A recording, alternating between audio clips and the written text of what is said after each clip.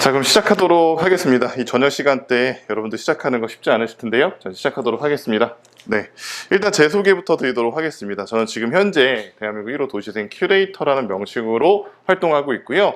큐레이터는 뭐냐면 사실 저도 여러분들처럼 이렇게 도시재생 대학이라는 이런 수업을 통해서 2년 동안 주민으로서 강의를 들었던 경험이 있습니다. 근데 제가 주민으로서 이 강의를 2년 들어보니까 어떤 생각을 했었냐면, 강사님들이 아주 좋은 강의는 해주시는 건 맞지만 아주 기본으로 도시재생에 대해서 이해가 없는 주민의 입장에서는 너무 어려웠던 분야고 재미없고 지루했던 분야였었어요. 그래서 이런 것들을 조금 재미있는 사례로서 조금 더 이해하기 쉽게 만들어주는 어떤 중간의 역할자가 있으면 좋지 않을까라고 해서 이런 활동을 하고 있고요.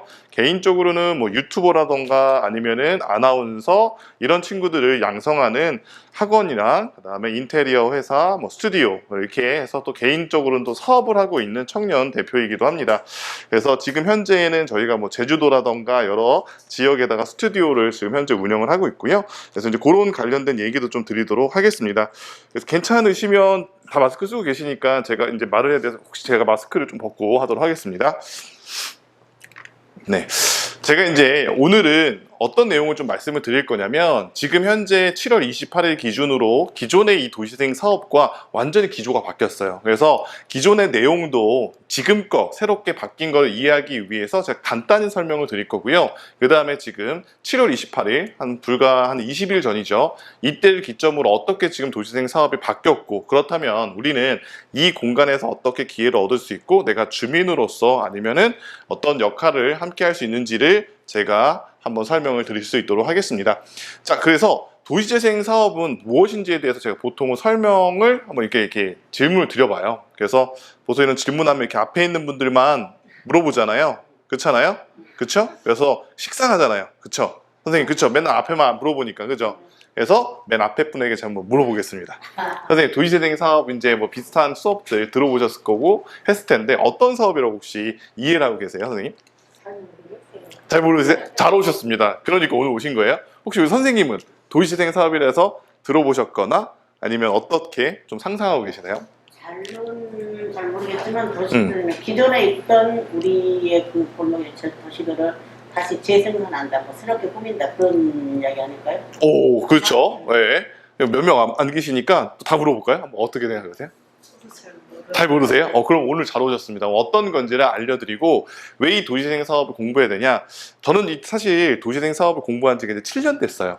이 7년 동안에 이걸 공부하면서 제 인생이 바뀐 건 뭐냐? 건물주가 됐다는 거.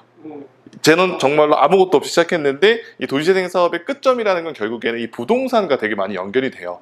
그래서 사실 도시재생 사업하면 많은 분들이 재건축, 재개발에 반대하는 사업이다 뭐 이렇게 이해하실 수가 있는데, 실제로는 거기에 새로운 부동산의 가치를 찾아내고 발굴하는 눈을 만들 수 있는 분야가 이 바로 도시재생 사업이라고 이해하시면 될 것 같아요. 자, 그런데 도시재생 사업은 사실 국토교통부에서는 이렇게 정의를 하고 있어요. 다 보시다시피 뭐 도시재생 사업이라 뭐 쭉 이렇게 하고 있는데, 사실 이렇게 읽고 다음날 가면 너무 어렵습니다. 그래서 도시재생 사업은 다른 단어로 바꿨으면 뭐라고 표현할 수 있냐면 활성화다라고 바꿨을 수 있어요. 즉, 활성화라는 단어와 접점을 이뤘을 때 어색하지 않는 대부분의 분야는 도시재생 사업이다.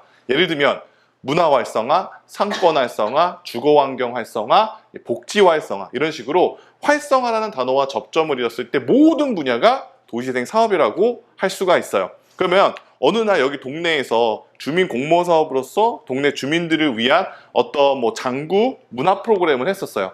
이런 것도 도시재생 사업에 포함이 될 수 있을까요? 없을까요? 될 수 있다. 이제 아시겠죠? 그러니까 우리가 도시재생 사업하면 뭐 그 건물 짓고 뭐 이런 게 하는 사업인 것 같은데 사실 그렇지 않다. 그래서 도시재생 사업은 일단 한 글자로 바꿨으면 뭘로 바꿨을 수 있다? 활성화로 바꿨을 수 있다. 여기까지 안 어려우시죠? 자, 이제 갈게요. 자, 그리고 도시재생 사업은요, 사실은 두 가지 표현으로 바꿔 쓰는 게 더 이해하기가 쉽습니다. 많은 분들이 도시재생 사업을 공부하면서 앞에 도시자가 붙으니까 내가 과연 도시를 바꾸고 재생시킬 수 있을까라는 고민 때문에 이거는 전문가들만 하는 거야, 이거는 센터에서 일하는 사람들만 하는 거야 라는 생각을 갖고 있어서 새로운 사람들, 주민분들의 참여율이 되게 저조해요. 내가 과연 이 수업을 듣는다고 해서 우리 동네를 바꿀 수 있을까? 이렇게 생각하기 때문에. 자, 그래서 도시재생 사업은 일단은 첫 번째, 요거부터 제가 알려드리고 가요. 물리적인 측면의 도시재생 사업의 이해인데요. 요런 창고 한번 보신 적 있으시죠? 창고. 이 창고의 원래 목적은 뭐예요? 물건 집어넣는 그렇죠. 정답입니다. 자, 그런데 이런 창고는 옛날 때에 쓰던 창고잖아요. 요즘은 아주 쇠로 이렇게 져서 하잖아요. 그럼 사람들은 기존의 창고는 방치한 채 새로운 공간만 찾게 돼요. 이게 뭐랑 똑같냐면 원도심이라고 생각하시면 되고요. 신도심, 새로운 창고가 신도심이에요. 자, 그런데 이 창고 딱 보니까 쓸만해 보이잖아요. 그래서 야, 이거 그냥 버리긴 아깝고 푸시긴 아까우니까 싹 청소해서 새로 원래 목적대로 쓰자. 그래서 공간을 원래 목적과 기능대로 쓰는 표현을 뭐라고 하냐면 공간의 재활용이라고 표현합니다. 자, 근데 문제는 뭐예요? 자, 새로운 공간이 있는데 사람들이 여기 다시 창고로 쓴다고 해서 여기 사람들이 와서 쓸까요? 쓰지 않는다는 거죠.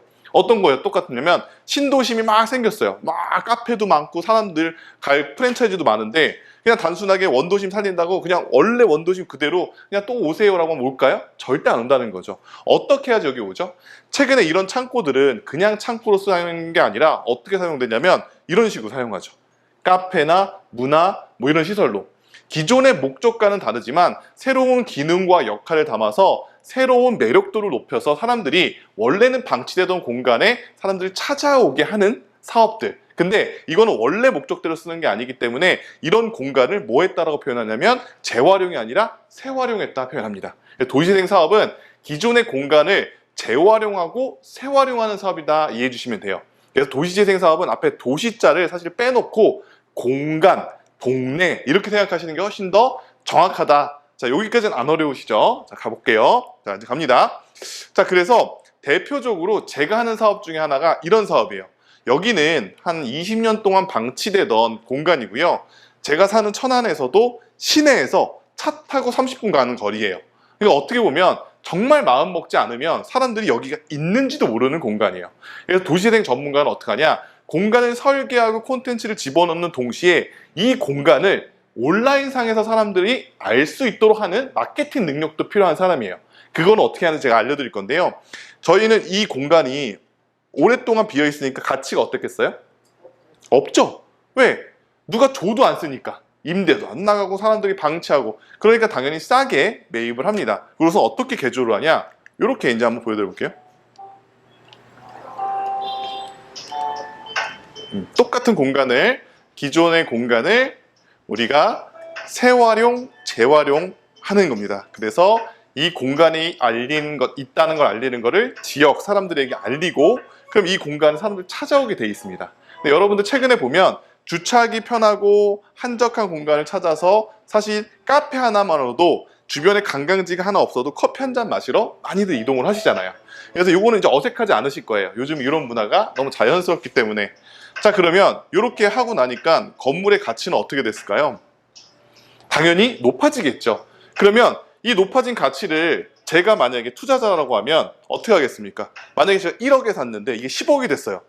여기서 내가 뭐라고 하는 거죠? 10억에 팔고 나가는 거를 우리 스타트업에서 엑시트 전략이라고 하는데요. 그러면은 앉은 자리에서 사실은 컨텐츠를 담고 활성화시키는 홍보 기획을 통해서 뭐 여러 가지 비용을 빼더라도 뭐 7억에서 8억 정도의 수익을 나는 아주 투자처로 굉장히 좋은 사업이 바로 이런 도시재생 사업이라고 보시면 될 것 같습니다. 그래서 이렇게 저희가 요 친구, 요걸 했던 대표가 지금 500만 원을 가지고선 카페를 시작해서 지금 딱 5년 됐거든요.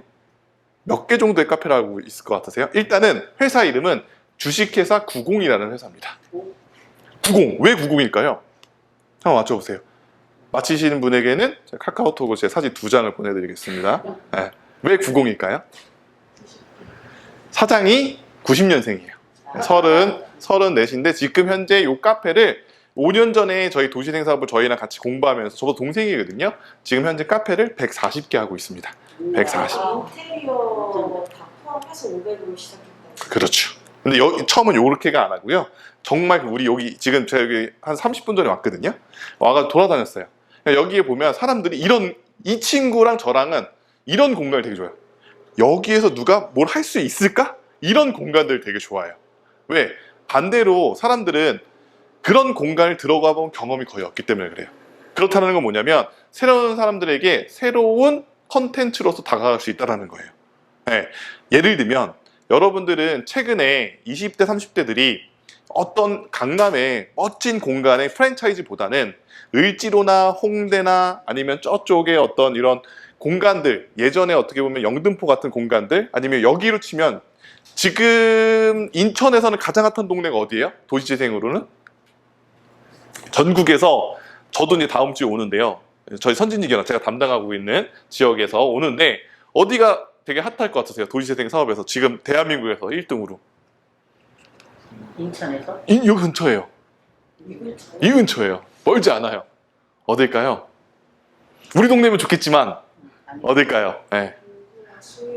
전철역 근처예요. 약 동인천 있는데 그럼 저기 신포동 신포 계양로라고 해가지고 계양로. 네, 계양로 프로젝트가 사실은 지금 우리 도시재생 사업하는 사람들 중에서는 도시재생과 행정안전부 중소벤처기업부의 로컬 크리에이터 사업에 딱 진짜 그런 아주 좋은 모델로서 많이들 배우러 오는 지역이 되고 있습니다. 사실은.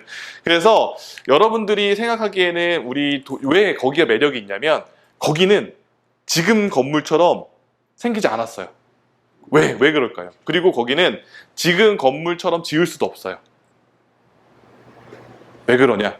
오래됐어. 화재력도 공간이 역사적인 공간이 많기 때문에 근현대 시설이 좀 많이 있거든요. 그렇죠. 그거를 좀 지켜줘야 되는 상황에서 네. 그런 동시에 누군가 거기서 만약에 내가 투자를 해서 건물을 짓겠다? 허가가 난다, 안 난다? 거의 안 난다는 거예요. 왜? 밑에 주차장 빼야 되지, 뭐. 그 시대이기 때문에 그때 허가를 해준 거지. 지금은, 그러니까 그게 보존된 상태에서 사실은 한 5년 전에 제가 그 계양로로 왔을 때는 건물 가격이 굉장히 낮았었어요. 사실은. 굉장히 낮았었어요. 왜냐면은 동인천 그 앞에는 인천 분들도 여기서 뭘 해? 약간 이런 느낌이었던 동네란 말이죠. 그렇기 때문에 어떻게 보면 새로운 사람들에게는 굉장히 매력적인 공간. 특히나 저같이 20대, 30대 이런 친구들 입장에서는 단 한 번도 인생에서 본 적 없는 공간인 거죠. 사실은. 그래서 그런 공간들에 대한 매력도를 부활시켜주고 홍보 마케팅해서 사람들을 끌어오고 결국에는 그 덕분에 사람들이 오니까 여러분 생각해 보세요. 사람들이 안 사는 동네는요. 시청이나 구청에서 와가지고 도로 같은 거 청소해주고 할까요? 안 한다는 거예요. 근데 사람이 늘면 어떻게 되겠어요? 민원도 들어가고 이것 좀 개선해 주세요. 뭐도 해주고 화장실도 지어주세요. 이렇게 되겠죠. 그러니까 사람들이 모이면 자연스럽게 우리 리더들은 그 공간을 개선할 수밖에 없는 상황이 되는 거예요. 그래서 이 도시재생 사업은 단순하게 누가 잘 사고 못 사고 이런 게 아니라 그 덕분에 내 삶까지 나아지는. 그래서 도시재생 뉴딜 사업의 모토가 뭐예요?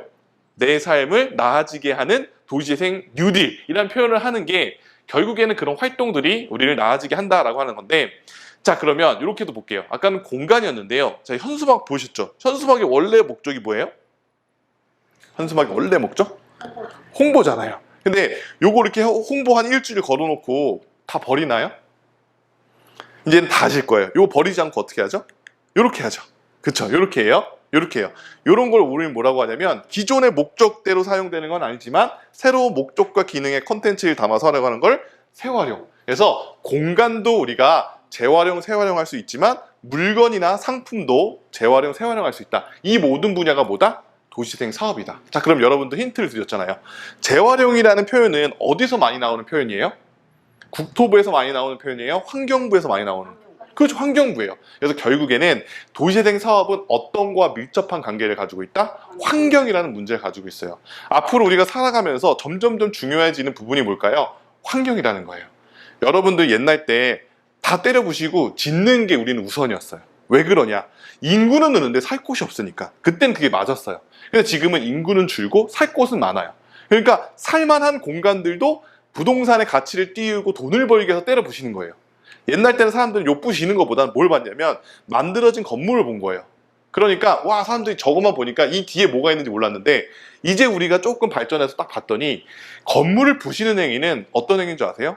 엄청난 쓰레기를 만드는, 즉 건설 폐기물, 썩지 않는 쓰레기를 만드는 행위가 된 거예요. 그래서 이 도시재생 사업은 결국에는 숲의 나무라고 표현할 수 있는 건물들을 잘 가꾸고 갖춰서 오랫동안 활용해서 결국에는 환경을 보호하는 일이라고 보시면 될 것 같아요. 그래서 도시재생 사업은 어디에 포함되는 사업이냐? 그린 뉴딜이라는 사업이라고 있습니다. 환경 관련된. 그래서 도시재생 전문가이지만 제가 실제로 이런 그린 뉴딜 사업에서 참여하는 이유는 앞으로 이 도시재생 사업은 도시의 환경을 지키는 사람. 그러니까 환경운동가인데 도시의 환경운동가라고 이해하시면 그 범주와 앞으로 활동 영역이 엄청나게 넓습니다. 단순하게 우리가 동네에서 봉사하고 하는 걸 넘어서는 분야라고 보시면 될 것 같아요. 자, 이것까지는 어렵지 않으시죠? 그럼 여기까지 정리해 볼게요. 도시재생 사업은요, 한 단어로 정리하면 뭐라고 했었죠? 놀랍게도 10분 만에 까먹었잖아요. 그죠? 한 단어로 정리하면, 바꿔서 얘기하면 활성화라고 했었습니다. 그리고 공간을 재활용하고 또 뭐 하는 거라고 했었죠? 재활용. 오케이, 여기까지 한번 해볼게요. 자, 그러면 최근에 도시재생을 기반으로 사업을 하는 기업들을 뭐라고 부르냐? 한번 조금 어려운데 한번 써놓으세요. 뭐라고 부르냐면 도시재생 기업이라고 합니다. 영어로는 CRC, Community Regeneration Corporation, CRC라고 부르는데, 옛날 때는 도시재생 사업 하시는 기업들이 대부분 뭐 반찬을 만든다던가 아니면 같이 공동으로 카페를 운영한다던가 라는 게 많았었어요. 자, 그런데 요즘 CIC, 도시재생 기업들은 어떤 사업들을 하냐? 대표적인 기업 하나 몇 개를 보여드릴게요. 네, 이어서 오늘 준비한 소식 전해드리겠습니다. BTS, 방탄소년단과 SK그룹 최태원 회장이 선택한 이 가방이 요즘 화제입니다. 소재가 폐차에서 나온 자동차 신생기 때문인데요. 반시섭이 있는가, 업사이클링에 대한 소비자들의 반응 들어보겠습니다.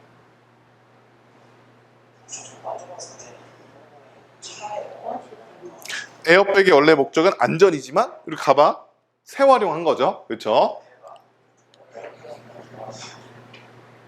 한 구매업체가 폐차된 출근부 자동차에서 내어온 가죽 의자로 가방을 만드는 모습. 가죽을 깨끗이 닦아 건조한 뒤 사용하는데 폐수를 발생시키는 화학한 소리다. 그렇죠. 원래는 이게 옛날 때 버려졌단 말이에요. 에어백이나 안전벨트 같은 주요 제휴 그렇다고 이런 기업을 환경 기업 이렇게 안 부르잖아요.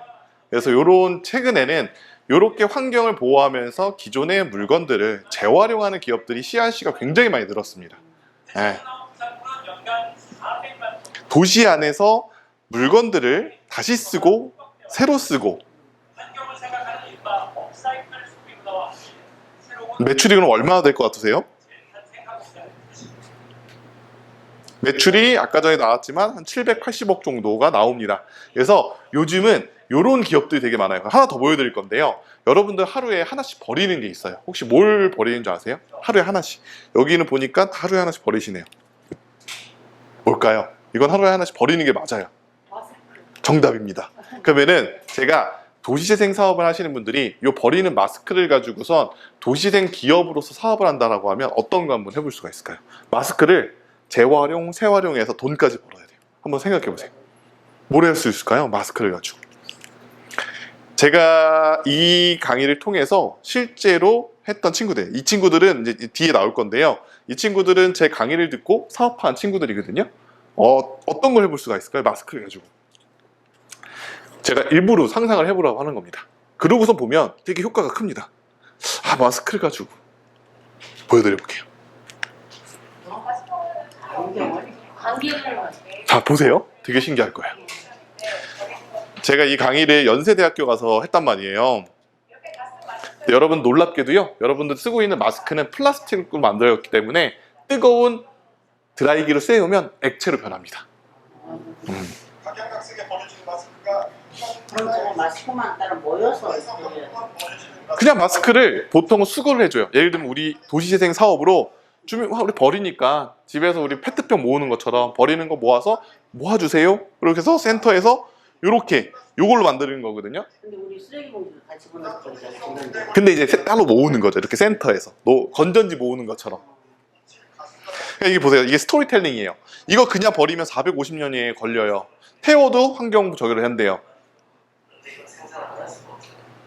젊은이들이 폐마스크 재활용 저건 진짜 한번 해볼래. 근데 이거 창업하는데 돈이 사실은 지금 여기는 기계를, 여기는 강의를 해서 대학교 산학협력단에서 같이 해준 거고요. 실제 요거의 초창기 모델이 뭐였냐면 캔 있죠, 캔. 거기에다가 마스크를 이렇게 뜨거운 바람이 있어요. 그 우리 썬팅집 가 보면은 건이라고 있어요. 그걸 씌우면 액체가 되거든요. 그리고서 딱 말리면 어떻게 되냐? 그대로 굳습니다. 그럼 플라스틱보다 더 단단해져요. 네, 되게 신기하죠. 아니 근데 저게 있으니까 각 저기에서 각 이런 걸 따로 모아가지고 네. 사람들이 따지면 좋잖아요. 그렇죠. 예, 그런 건 그러면은 그런 사업들은 만약에 그렇게 만들어진 이런 상품이 있다. 구청이나 시청에서 안 사줄 이유가 없죠. 너무나 좋은 거니까. 가치 소비니까. 자, 그래서 이렇게 만들어지는 안경은 어떻게 하냐? 파는 것도 팔지만 그 중에 50% 이상은 경제적으로 힘든 지역 주민들에게 나눠줍니다. 그러니까 실제 우리가 환경도 보호하고 지역에 이런 활동을 하다 보면 어떻게 됐죠? 도시생 모이겠죠. 도시생 사업에 여러분들 이런 도시생 대학을 하는 이유가 어떤 이유일까요? 많은 분들이 잘 모르시더라고요. 많은 분들은 이 도시생 대학을 하는 이유가 단순하게 도시생에 대한 지식을 전달한다고 생각하세요. 근데 사실은 그 목적보다 더 앞에 있는 게 있어요. 그게 뭐냐? 바로 이렇게 나와서 서로 관계를 맺는 게 1번이에요. 도시생 사업에서 하다 보면 장구도 치고 뭐도 만들고 하잖아요. 그게 사람들은 그걸 만드는 게 목적이라고 생각하는데 그게 아니라 만들어 하기 위해서 모여서 사람들, 우리 동네에 이런 사람들이 있구나 이렇게 해주는 게 1번 이유예요. 사실은 오늘도 여기 교육 없으면 올 일이 없잖아요. 여기에. 그래서 사실 그런 이유 때문에 도시생 대학이라는 게 있고요. 요거는 장점이 뭐냐? 틀만 만들면 무엇이든 만들 수 있어요. 무엇이든. 그래서 어떤 친구가 있었냐? 제가 이걸 했더니 마스크 5,000장을 이용해서 의자를 만들어요. 그러니까 그 틀에다가 그냥 부으면 되잖아요. 우리가 부어서 굳히기만 하면 돼요. 그게 근데 의자가 하나에 6만 원씩 팔리는데 없어서 못 팝니다. 없어서 못 팔아요. 그러니까 지금 현재 이 마스크를 수거하는 그런 거를 안 하고 있잖아요. 안 하고 있죠. 그걸 좀 이렇게 운동을 하면 좋다는 할 수 있더라고요. 그렇죠. 제가 이 강의를 많은 곳에서 했을 거 아니에요?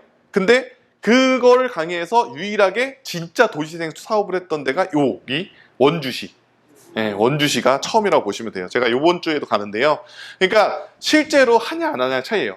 요거는 사실 여러분들이 도시생 지원센터에서 운영하는 주민 공모 사업으로 해도 충분히 가능한 사업이에요. 왜? 필요한 제품이 뭐밖에 없냐면 그 드라이기 같이 생긴 거 있어요. 그거 30만 원밖에 안 하거든요. 그거 갖고 몇 개 틀, 그러니까 100만 원 가지고도 충분히 할 수 있는 사업이고, 그래서 요런 기업들이 최근에는 도시재생 사업의 기업들로 운영을 많이 한다. 옛날 때는 같이 공동으로 카페 운영하고 뭐 했는데 2020년 기점으로 정말 많이 바뀌었어요. 근데 다 보면 뭐와 되게 연관이 있어요?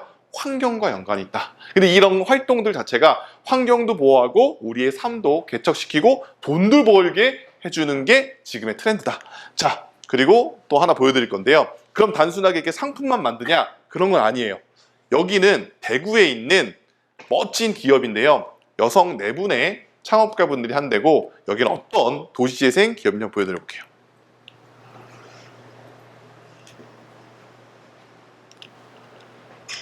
여기는 훌라라는 대구 북구에 있는 팀입니다. 업사이클링 밴드, 도시재생 밴드인 거예요. 여기는 되게 재밌게도 이런 버려지는 것들을 이용해서 악기를 만드는 스타트업이에요. 그래서 실제로 저렇게 소리가 나는 거예요. 그래서 이렇게 만드는 교육, 음악 교육, 공연까지 해서 한 10억 정도의 매출을 올립니다. 매년. 왜냐면 이런 공연을 하는 데가 전혀 없거든요. 전국에. 이걸 통해서 아이들에게 어떤 환경에 대한 중요성에 대한 교육, 음악 교육, 그 다음에 본인 스스로 어떤 공연, 이렇게 다양한 분야. 되게 유명합니다. 지금 이런 활동한 지도 한 3년 정도 됐고요. 그래서 이분들이 보통 뮤직비디오를 찍는 데를 보면은 뭐 쓰레기장, 뭐 폐철물 뭐 이렇게 하는데 이런 데 되게 많이 찍어요. 여기도 철물 거리죠.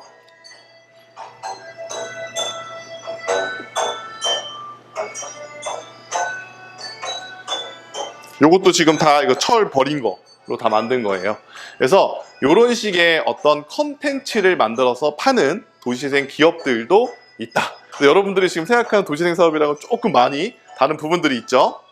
또 넘어갈게요. 그래서 결국에는 도시재생 사업은 기존의 장소와 상품에다가 새로운 컨텐츠와 기획을 집어넣어서 원래 있었는데, 예를 들면 원래 원도심에 옛날 때 항상 하는 얘기가 뭐예요? 옛날 때 여기 잘 나갔어. 근데 지금 잘 나가요? 못 나가요? 못 나가잖아요. 그러면 옛날 때랑 똑같으면 사람들이 온다 안 온다? 안 온다라는 거예요. 뭔가 새로운 기획과 컨텐츠를 다시 한번 집어넣어주고, 그런 역할을 하는 게 누구다? 여러분들 같은 활동가나 주민분들이다. 그래서 그것을 통해서 활성화가 되면 결국엔 지역이 재생하는 게 이 도시재생 사업이라고 부른다라고 하는 겁니다. 여기까지는 좀 이해가 괜찮으시죠? 자, 그러면 일단은 우리는 그래도 도시재생 사업을 오늘 처음 공부하니까 기본적으로 역사를 조금 알려드릴게요. 도시재생 사업은 어떤 대통령부터 시작했을까요? 이렇게 하면 못 맞히시니까 그러면 힌트를 하나 드릴게요. 대한민국에는 여성 대통령 한 분이 계셨습니까? 오, 저 정답 어떻게 하셨어요? 정답입니다. 그렇죠. 그래서 안 까먹으실 거예요. 그래서 이 사업은 도시재생 사업은 박근혜 대통령 때부터 했던 사업이고요. 그때 사업을 뭐라고 하냐? 선도 사업. 몇 년도부터? 14년부터 17년도까지. 그리고 요걸 이어받아서 지금은 어떻게 되고 있냐면 2017년부터 올해까지 하는 사업을 도시재생 뉴딜 사업이라고 합니다. 그러면 내년부터 하는 사업은 뭘까요? 지금 정부가 바뀌었죠? 그래서 이름이 지금 확정되지는 않는데 제가 봤을 때는 지금 나오는 얘기로는 도시창조사업 뭐 이렇게 약간 그렇게 가는 것 같더라고요. 그래서 어쨌든 앞에는 이 재생제를 좀 빼려고 하시는 것 같아요. 이건 제가 뒤에서 설명을 드릴게요. 자, 그러면 다시 한번 할게요. 몇 년도부터 시작했던 사업이요? 14년부터. 어떤 대통령? 그렇지, 안 까먹을 거예요. 그 다음에 지금 우리가 하고 있는 사업은 그러면 선도 사업이에요? 뉴딜 사업이에요? 그렇죠. 이렇게 해야지 정확하게 맞는 거예요. 어디 가서 내가 전문가라고 공부했으면 우리 지역은 도시재생 선도 사업 했어요가 맞아요? 도시재생 뉴딜 사업하고 있어요가 맞아요? 이제 이렇게 해야 되는 거예요. 아시겠죠? 자, 그럼 이름만 다르냐? 이름만 다른 게 아니라 이렇게 세 가지가 달라요. 자, 어렵지 않아요. 자, 해볼게요. 일단 규모가 바뀌었고요. 두 번째는 주체가 변경이 됐고요. 세 번째는 예산의 집행 방식이 달라졌어요. 어려우니까 제가 요거만 짚고 넘어갈게요. 주체가 변경이 된 거 가장 중요해요. 옛날 때는 정부 주도였어요. 어떻게 했냐? 정부의 국토부에서 야, 서울시 너 일로 와봐. 딱 해요. 예를 들면. 그래서 얘를 기준으로 다 옷을 만들어요. 그 다음에 우리 인천시를 딱 부릅니다. 근데 서울시는 키가 170에 몸무게가 80, 어깨 너비가 100이에요. 근데 우리 인천이라는 친구는 키가 190에 몸무게 90kg, 어깨 너비가 110이에요. 그럼 서울시에 딱 맞춰서 만든 이 옷을 입으라고 주면 우리 인천시라는 애는 입을 수 있어요? 없어요? 못 입어요. 이 사업을 줘도 할 수 있어요? 없어요? 없어요. 그래서 옛날 때 어떤 얘기가 나왔냐? 서울에 있는 전문가들이 와서 야, 서울에 홍대라는 데 가면 버스킹하는 애들 많아서 활성화된대. 너희 인천에서도 해봐. 이런 얘기가 나오는 얘기가 왜 그래요? 뭐 때문에? 정부 주도기 때문에. 그냥 똑같은 기성복을 만들어서 우리 전국 다 뿌려버린 거예요. 그러면 저 안동이나 저 시골 가면 거기는 이 버스킹하는 애들도 없어요. 하더라도 저게 뭐야? 라고 놀래세요. 시끄럽다고 하고. 그래서 어떻게 바뀌었냐? 정부 주도에서 뉴딜 사업이 되면서 행정과 주민 주도로 바뀌었어요. 자, 이건 무슨 얘기냐? 우리 동네에 딱 왔어요. 야, 너희 이제 옷 좀 하나 맞춰서 줄 건데, 자, 그러면 너희는 어떻게 돼, 사이즈가? 그러면 우리 주민분들 얘기하는 거예요. 뭐라고? 아, 우리 인천에 미추홀구라는 동네 친구는 키가 180이에요. 이렇게 얘기하는 건 뭐예요? 우리 동네는 주차장이 필요해요. 이렇게 제안을 해주는 거예요. 가장 중요한 게 누구냐면 옛날 때는 정부 주도였지만 이제 도시재생 사업에 선정이 되거나 진행을 해서 평가를 잘 받으려면 누가 의견이 있어야 된다? 주민 의견이 있어야 돼요. 자, 근데 중요한 거. 많은 강사님들이 착각하는 것 중에 하나가 도시재생 사업은 주민 주도형 사업이다 라고 얘기를 해줘요. 근데 여기서 오해가 생길 수 있어요. 주민 주도형 사업은 맞지만 주민 혼자 하는 사업이에요? 아니에요? 아니다. 제가 아까 분명히 누구랑 같이 한다? 행정과 한다 했어요. 예를 들면 이겁니다. 우리 동네 이따가 강의가 끝나고 나서 여기 딱 나갔더니 유전이 터진 거예요. 빵 유전이. 자, 유전은 뭐냐면 여러분들이 주신 동네를 살릴 수 있는 돈이 되는 좋은 아이디어예요. 자, 근데 우리 동네 도시재생 뉴딜이라는 차가 딱 있어요. 근데 여기다가 땅에서 퍼다가 이거를 그냥 그대로 놓으면 차가 굴러가요? 안 굴러가요? 뭘 해야 돼요? 중간에서. 이 땅에서 나오는 기름을 어떻게 해야 되죠? 정제해야 되잖아요. 그 정제를 누가 하는 거예요? 행정에서 하는 거예요. 이 행정이라는 건 누구예요? 이렇게 도시재생 지원센터나 도시재생과라는 거예요. 여러분들 좋은 의견 주시면 이걸 문서화하고 행정화해서 실제로 우리 주민들이 혜택을 볼 수 있도록 한다. 자, 그러면 아무리 주민들이 좋은 아이디어를 줘도 여기서 같이 안 해주면 호흡을 할 수 있다 없다? 없다. 그래서 내가 때로는 아이디어를 내고 내가 원하는 방향도 있지만 누구의 의견도 잘 들어줘야 된다? 행정의 의견도. 그래서 이 호흡이 잘 맞아야지만이. 그리고 여러분들이 여기 있는 이유가 뭐다? 지금은 누구 주도기 때문에 주민 주도. 그래서 아무리 옛날 때 뭐 용역을 써가지고 여기 좋은 계획이 있어도 거기 주민이 빠지면 그 동네에다가 도시재생 사업 지원해준다 안 해준다? 안 해준다. 요즘 평가 기준에는 주민들이 얼마나 참여했냐, 주민들이 얼마나 적극적이냐 이런 것들을 평가하고 있다라고 보시면 될 것 같아요. 그래서 가장 중요한 변화는 주체가 변경됐다라는 말씀을 드리고 있고요. 자, 그 다음에 요거는 제가 넘어가도록 하고요. 자, 그러면 지금 우리가 하고 있는 사업이 뭐예요? 도시재생 뉴딜 사업이죠. 저 이제 좀 어렵게 가요. 근데 많은 분들은 도시재생 뉴딜이 이렇게 5가지가 있는지를 몰라요. 5가지가 있어요. 자, 제가 이거 여러분도 다 외울 수가 있으실까요? 못 외우겠죠? 제가 마법을 부려보겠습니다. 저랑만 따라와 주시면 제가 10분 안에 이걸 다 외우게 해드릴게요. 자, 근데 사실은 이거 이제 없어져요. 없어지는데 이게 알고 가야지 왜 이렇게 바뀌는지 설명이 되니까 일단 이것부터 설명을 드릴게요. 일단 도시재생 뉴딜에는 총 몇 가지가 있냐? 5개. 어렵지 않죠? 여기까지 외울 수 있죠? 자, 그러면 1단계가 가장 작은 거고요. 5단계가 가장 큰 거예요. 5단계가 가장 큰 거. 자, 그러면 1단계부터 5단계까지가 있는데 제가 우리 선생님한테 여쭤보겠습니다. 우리 선생님, 혹시 우리 동네에 가장 작은 1단계가 된다. 얼마 정도 드리면 될까요? 가장 작은 단계는 그래도 이 정도는 줘야 되지 않을까? 얼마 드리면 만족하시겠습니까? 사업비 네, 가장 작게. 2천만 원 정도. 얼마요? 2천만 원. 2천만 원이요? 아, 세금이니까 확 써버리세요. 내 돈 아니니까 그냥. 제가 네. 맘 같아서는 더 쓰고 싶은데요. 쓰세요. 한번 써보세요. 한번 얼마 드리면 될까요? 1단계 가장 작은 거 이 정도 주면 난 그래도 만족하겠다. 동네 주민으로서. 20억 정도. 20억 정도. 놀랍게도 도시재생 사업 가장 작은 게 50억부터 시작합니다. 공부해야 되겠죠? 공부해야 돼요. 물론 이 작게 소규모 사업이라던가 인정사업 같이 이제는 좀 바뀌었어요. 옛날 땐 저렇게 줬는데 저러니까 탈이 있는 거예요. 그래서 1년째는 예비사업이라고 해서 한 4억 정도, 2억 정도 줘서 먼저 한번 해봐. 그리고 성과 있는 사람 주게 되어 있는데 예전에는 이제 이렇게 50억부터 시작해요. 그리고 좀 다른 게 50억, 100억, 200억, 200억, 250억인데 제가 쉽게 하기 위해서 어떻게 먼저 설명드릴 거냐. 그냥 50억씩 넣는다고 먼저 외울게요. 50억씩. 자, 그러면 1단계 50억, 2단계 50억씩 넣으니까 100억, 150억, 200억, 250억. 오케이. 자, 그러면 이렇게 걸어가고 있는데 현수막에 우리 동네 도시재생 사업으로 200억이 선정됐대요. 몇 단계 사업입니까? 4단계 사업이죠. 이걸 왜 알려드리냐? 요걸 나누는 기준이 뭐다? 첫 번째가 예산의 규모입니다. 아시겠죠? 아시겠죠? 자, 그러면 어느 날 가고 있는데 100억이 선정됐대요. 몇 단계 사업입니까? 2단계 사업. 자, 그런데 사실은 더 세부적으로 좀 다양하게 나뉘어요. 그래서 요게 이제 기본 베이스라고 보시면 될 것 같고, 요걸 뭐로 생각하냐? 우리 동네는요, 도시재생 2단계 사업 됐는데 100억이 아니라요, 150억 받았는데요? 이런 동네가 있어요. 자, 이건 왜 그럴까요? 한번 맞춰보세요. 이 도시재생 사업은 선도에서 뉴딜 사업으로 넘으면서 기성복이었어요? 맞춤복이었어요? 맞춤복이었어요.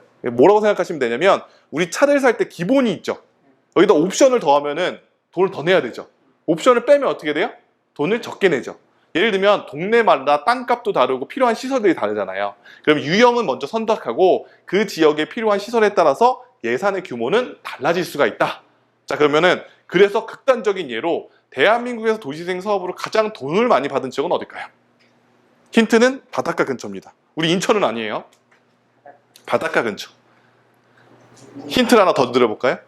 힌트 하나 더. 통자로 시작하는 동네. 거기밖에 없죠? 그죠? 거기밖에 없죠? 통영이에요. 얼마 받았을까요, 그럼?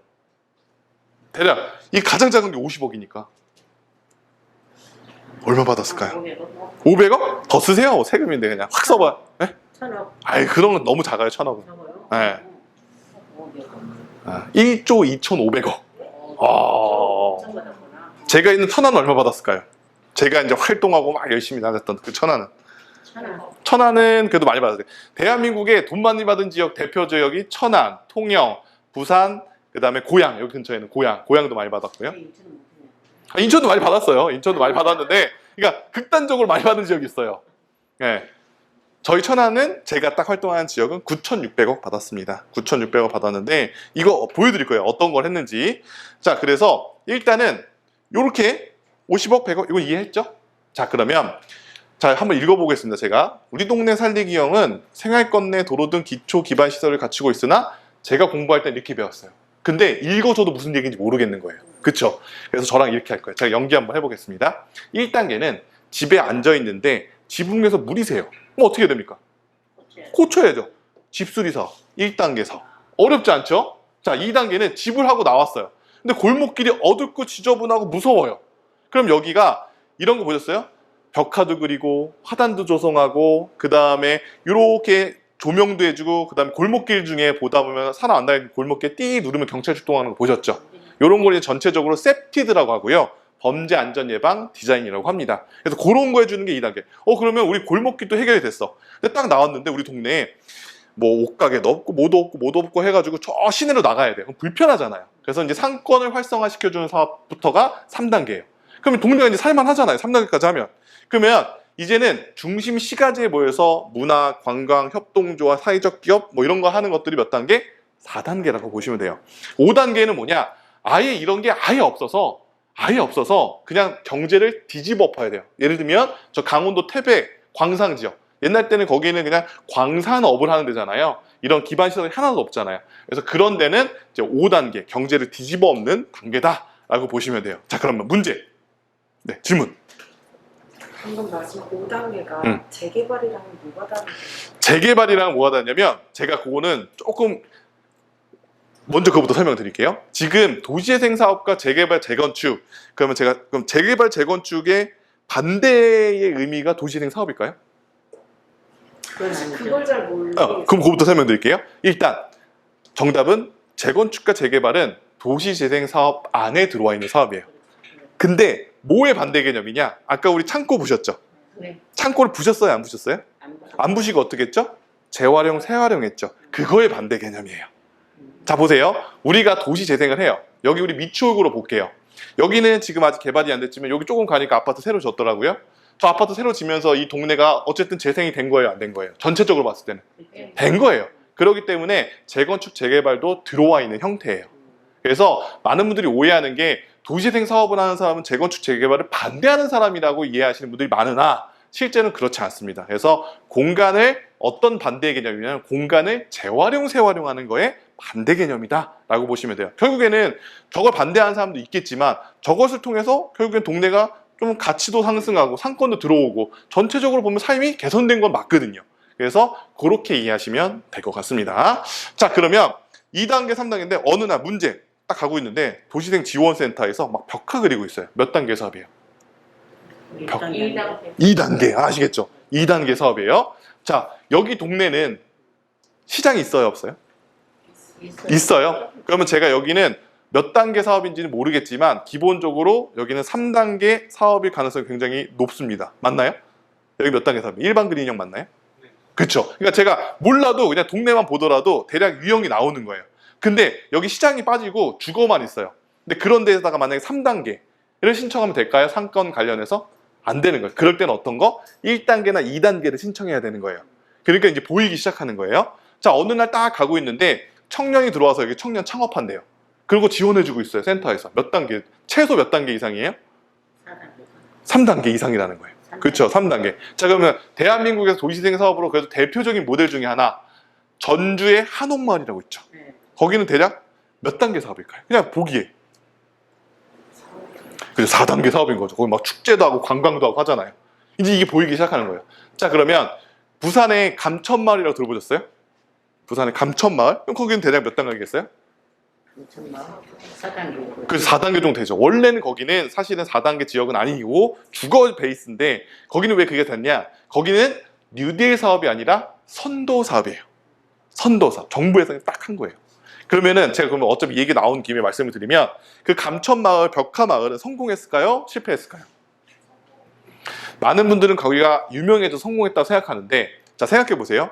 어떻게 보면은 판자촌이잖아요. 옛날 때 경제적으로 힘든 분들이 살던. 그래서 어쨌든 좋은 의미로 개선해주기 위해서 동네를 쫙 예쁘게 해줬는데 그 덕분에 우연치 않게 또 관광객들이 많이 왔어요. 그러면 관광객들이 많이 오면 거기에 살고 있는 사람들은 불편할까요? 편할까요? 그렇죠. 주차하기 힘들고 쓰레기하고 어느 날 나 이제 그냥 런닝만 입고 앉아 있었는데 사람들이 막 사진 찍고 그리고 거기가 상권이 좋아지니까 임대료가 높아질까요? 적어질까요? 그렇죠. 그래서 평균을 내봤더니 사업을 시작하고 지금까지 1년에 평균 거기에서 떠나는 주민들이 480명 정도가 됩니다. 그걸 누가 채우고 있어요? 멀리서 서울이나 부산에 좀 돈 있는 분들이 와서 카페 크게 차리고 근데 그게 만약에 이제 한번 시들해지면 다 나아지겠죠. 그럼 동네가 더 쫙 죽여버리는 거예요. 그런 걸 우리는 도시재생 사업에서 젠트리피케이션, 한국어로는 둥지 내몰림 현상이라고 얘기합니다. 왜냐하면 여기에 우리는 사실은 거기를 좋아서 살기보다는 경제적 여건 때문에 사는 분들이 많을 거예요. 근데 나는 그 경제적 여건을 가지고 거기 왔는데 밀려나는 거예요. 더 안 좋은 데로. 그래서 그런 걸 되게 막으려고 노력하는 게 이 도시재생 사업이다라고 보시면 될 것 같고요. 자, 그러면은 저랑 같이 해볼 건데 1단계를 뭐라고 부르냐? 저랑 같이 해볼게요. 우리 동네 살리기형. 뭐라고 한다고요? 우리 동네 살리기형. 자, 근데 요것만 줄여서 얘기해요. 도시재생 하는 사람들은. 뭐라고? 우동살. 제가 이거 왜 꼭 알려드리냐? 제가 도시재생 공부를 처음 하는 첫 수업에서 과장님이 들어와셔서 이런 얘기를 합니다. 저희 지역은 우동살이고요. 지역에 CRC를 만들어서 SOC를 관리할 겁니다. 주민분들이 서로 눈치를 봐요. 그래서 제가 그 회장님이 이렇게 끄떡하길래 끝나고 물어봅니다. 회장님 그 우동살이 뭐예요? 그러니까 오늘 점심 우동인가요? 이렇게 얘기하시는 거예요. 왜 아무도 설명 안 해주니까. 그래서 줄여서 이거는 우동살이라고 하는데 요것만. 그래서 1단계는 우동살. 그래서 우리 동네 살리기형. 2단계 같이 해볼게요. 주거지를 지원한다고 해서 뭐라고 한다고? 주거지 지원형. 그 다음에 요거는 여러분들 이렇게 밑에 창업할 수 있는 건물들이 근린생활시설이라고 합니다. 근린생활. 그거 생각하시면 돼요. 그래서 일반 근린형이라고 얘기를 하고요. 자, 그 다음에 중심시가지에 모여서 뭐 한다고 해서 중심시가지형. 5단계는 경제를 뒤집어 엎는다라고 해서 뭐라고 하냐면 경제기반형이라고 합니다. 자, 그럼 저랑 한번 같이 따라해 보겠습니다. 자, 1단계 뭐라고 한다고요?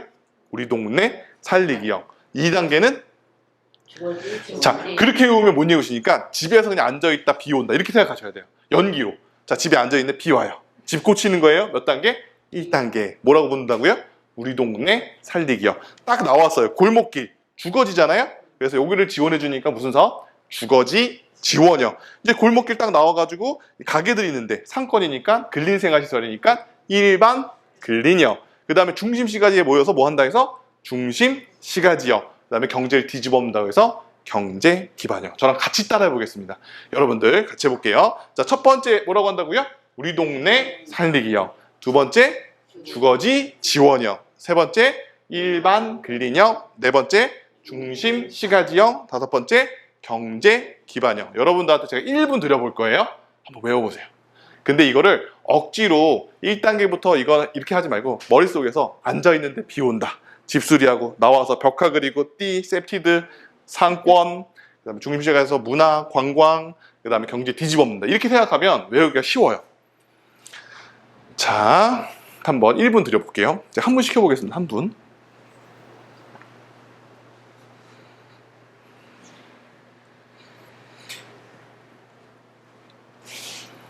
자, 그러면 한 분을 시켜보겠습니다라고 하면 모두 다 눈을 피하시니까 같이 해보겠습니다. 같이. 자, 여러분 틀려도 돼요. 여기에 정답을 맞추러 온 거 아니잖아요. 틀려도 되니까 아는 거 하나라도 여러분들 알면 얘기해 주시고 모르면 보고 하시면 됩니다. 첫 번째 1단계 뭐라고 한다고요?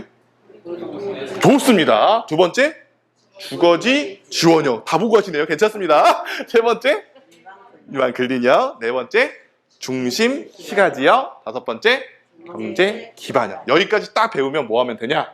이제 기본 강사, 기본 대학의 강사로 활동하시면 돼요. 이걸 모르시는 분들이 생각보다 많습니다. 그러니까 어떤 오해가 생기냐? 야, 우리 미추홀구에서도 다른 도시재생 센터는 이거 지원해 주는데 왜 우리 동네는 안 해줘?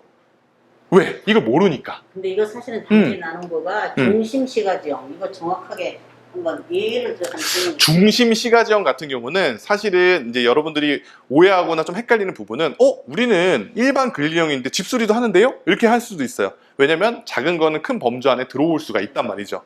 중심 시가지형은 조금 다른 것 중에 가장 다른 게 뭐냐면 여기 보시면 역사, 문화, 관광이잖아요. 역사, 문화. 그러니까 예를 들면 상점만 있으면 거긴 뭐예요? 상업지역이에요.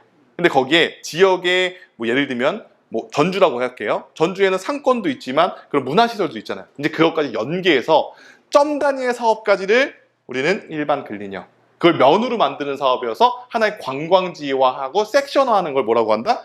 중심시가지형. 그래서 옛날 때 이런 거 어디 뭐라고 했냐면 한번 이런 거 들어보세요. 관광특구 이런 거 들어보신 적 있으시죠? 이런 느낌이라고 보시면 테마길 뭐 이런 거 들어보신 적 있으시죠? 그래서 요거는 점 단위 사업. 창업해가지고 막 사람들이 이제 오기 시작해. 근데 이건 그냥 엮어가지고 면으로 만드는 게 중심시가지. 그래서 중심시가지 딱 만든 거예요. 그래서 우리는 그런 데를 뭐래요? 시내라고 부르잖아요. 그런 데를. 그렇게 이해하시면 되게 편하실 거예요.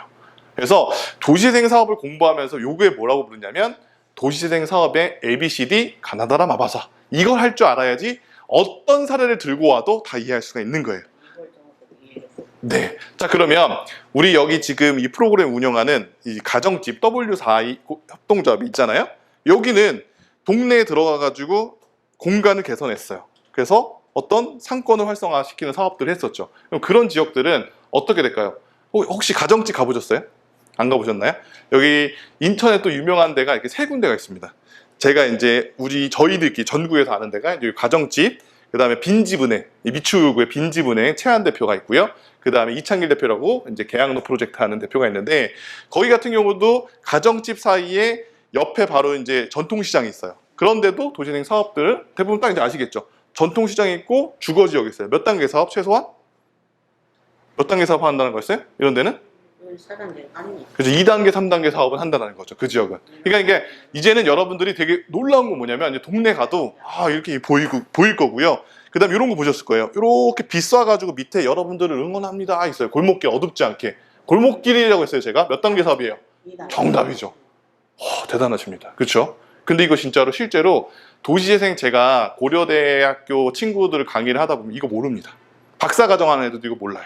그냥 도시재생 뉴딜이 이렇게 배운 거예요. 이렇게 외운 거예요. 그러니까 이게 정확하게 뭔지 잘 모르는 친구가 생각보다 많습니다. 생각보다 많아요. 도시재생은 6개의 지정대학이라는 게 있어요. 거기에서 지금 여기 인하대학교가 또 그 중에 하나입니다. 인천의 인하대학교 이렇게 있는데, 실제로 그 대학생들 제가 이제 강의하다 보면 박사님들이시거든요. 박사과정 이거 구분을 못해요. 정말 헷갈려하세요. 좀 힘들 것 같아 보니까. 제가 근데 지금 딱 보니까 이해가 좀 되시죠? 2단계는 쉬운데 3, 4, 5단계 가서는. 그래서 제가 이렇게 사진으로 준비했습니다. 그럴 줄 알고. 자, 1단계는 이런 거예요. 이런 거. 느낌이 오죠. 이제, 와, 1단계 이런 거. 오케이. 이런 거. 자, 근데 문제는 뭐냐? 이 도시재생 사업에서는 집수리를 해주는데 아내는 해줄 수 있다 없다? 없어요. 이거 불만이 있어요 없어요? 있을 수밖에 없죠. 아니, 나는 내부 수리를 해주지 무슨 외부가 필요해 라고 해서 지금 경기도 광명에서 작년에 최초로 내부 외부 수리를 함께 할 수 있는 사업을 만들어내요. 어떻게? 도시재생 사업으로서 집수리 사업을 외부로 해주고 그린지 수리 사업으로 해가지고 산자부 사업을 같이 엮어서 한 집을 다 개선. 그러니까 참여율이 어떻게 돼요? 엄청나게 높아집니다. 그래서 한 집당 얼마를 지원해 주냐면 2,500 정도고요. 국토부 기준에서 도시재생 사업으로 할 수 있는 최대 맥스가 1,510만 원까지 됩니다. 자부담은 10%고요. 그래서 실제로 광명시 같은 경우는 약 지금 현재 혜택을 보는 세대수가 한 200세대가 넘습니다. 제가 이제 광명시청에서 전문 코디로 있었거든요. 그래서 이 사업을 같이 했던 사업이라고 보시면 될 것 같고요. 그래서 이렇게 최근에는 도시재생 사업도 있겠지만 다른 사업들을 엮어서 실제 주민들이 혜택을. 그래서 어떻게? 이 도시재생 대학 듣고 와서 나는 그냥 크게 의미가 없는데? 그게 아니라 이렇게 열심히 듣는 사람? 그거 알겠어. 혜택 주겠어. 이렇게 바뀌고 있다라고 보시면 될 것 같습니다. 자, 그리고 이런 것도 막 수업으로 많이 했어요. 아시겠죠? 공구 만들고. 이건 옛날. 2020년도 전에는 이렇게 했어요. 주민들 모여가지고 가구 만들고 했는데, 이젠 여기에 문화, 기획이라는 콘텐츠를 집어넣어서 요즘은 도시재생 사업 1단계는 어떻게 프로젝트를 하냐? 이런 식으로 합니다. 이런 프로그램을 뭐 하냐면, 이제는 아까는 가구를 만들었다면, 이제는 어떻게 하냐면 이런 공간을 만드는 어떤 프로그램이나 캠프를 만들어요. 그런 캠프를 뭐라고 하냐? DIT, Do It Together. 이렇게 표현하고.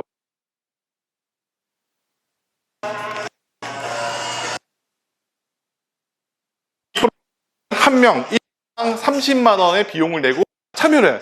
개인이 돈을 내고 참여하는 거고요. 네. 한번 보세요. 어떤 거 하는지. 근데 보시면 놀랍게도 여성 참여자들도 생각보다 되게 많아요.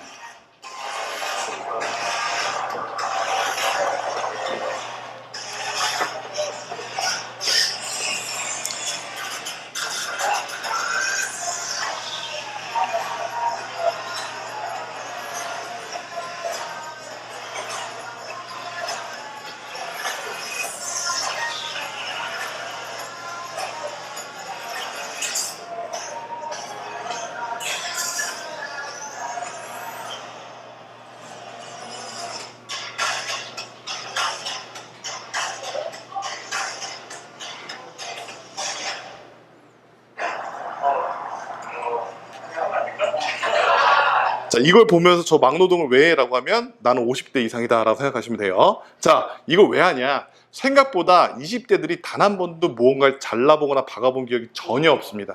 이들에게는 하나의 체험이고 프로그램인 거예요. 그래서 이 프로그램은 지금 현재 인기가 굉장히 많아서 이 프로그램 진행이 되면 보통 마감이 바로 됩니다. 1시간 안에 다 됩니다. 그래서 예전에는 무료 프로그램이었다면 이제는 이게 1인당 30만 원을 내요. 그래서 수익성 사업으로. 그래서 이렇게 지금 현재는 프로그래머로 발전하고 있고, 옛날에는 약간 공공을 위한 사업이었다면 이제는 수익을 위한 사업들로 굉장히 세련되어지고 있다. 이 도시생 사업 분야가. 그리고 인천의 자랑 중에 하나가 이 프로젝트죠. 미추홀구가 지하가 습한 방들이 많이 비어 있잖아요. 근데 습하다는 것들 옛날 때 도시생 사업으로 그냥 매입해가지고 청년주택 같은 거 만들어줬는데 습하니까 청년 애들이 안 들어오는 거예요. 그러면 어차피 비어있는 그런 공간을 습한 단점을 살려서 장점화시키는 버섯을 키우는 이게 미추홀구거든요. 한번 보여드릴게요, 영상.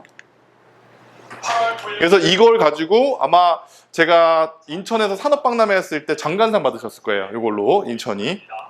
청소년 무범지대가 되거나 건물 붕괴 등 안전사고 위험도 부산이 있기 때문인데요. 인천시가 이런 빈집을 농장으로 바꾸는 새로운 시도에 나섰습니다. 원도시 활성화와 일자리 창출 효과도 기대됩니다. 감성 기자입니다. 선반위의 성인 활동만은 나무 토막이 놓였습니다. 인천 남구면 여기 좀 먼가요? 아이가 나무 거기네요. 그럼 여기 있네요. 네.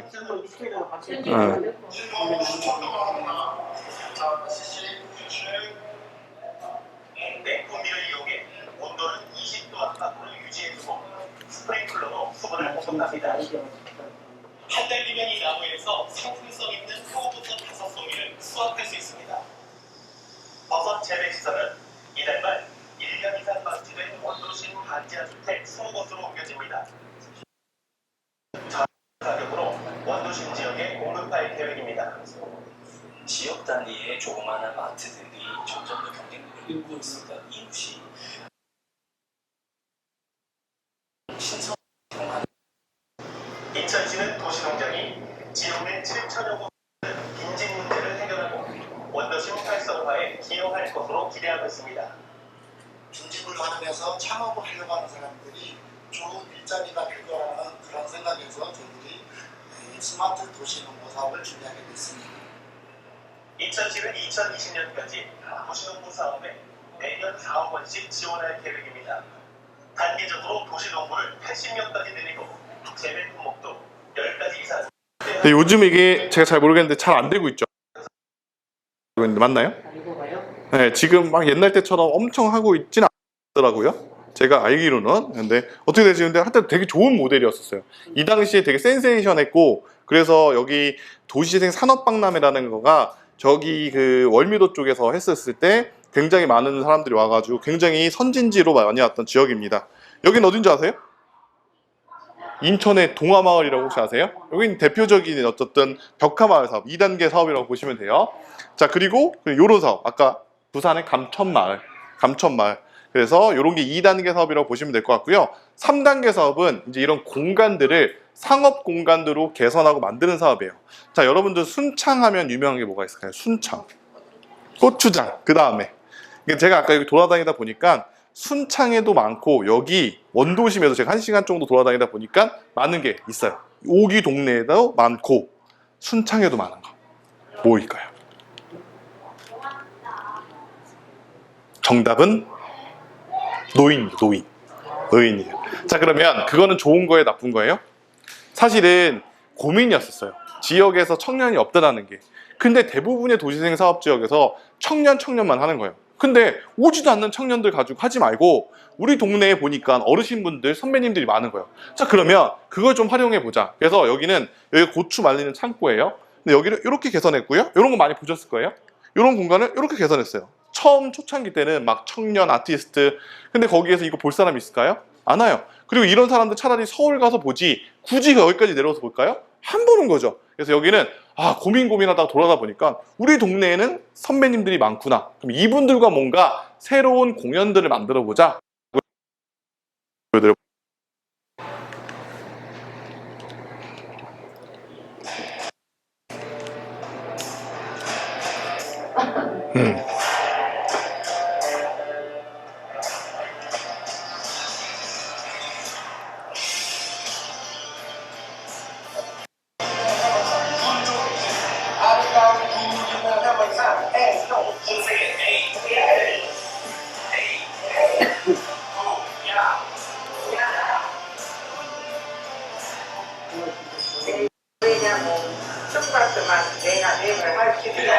그